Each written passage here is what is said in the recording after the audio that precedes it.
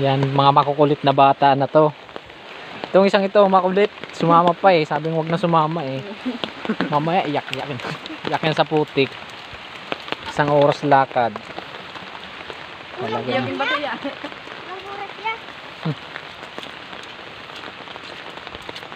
Yun guys, may ayusin tayong solar sa bukid. May papaayusin tayong solar doon.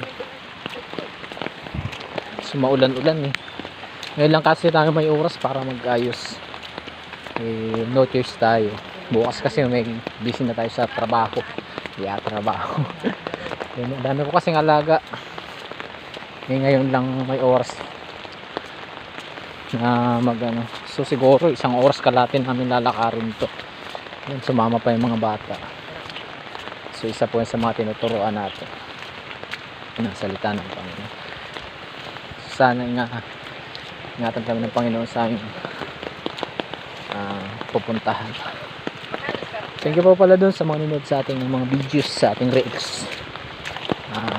Salamat po din sa mga nagko-comment, nag-share ng ating mga videos. Salamat po. And then dun po dun sa nagbibigay sa atin ng star. Yun.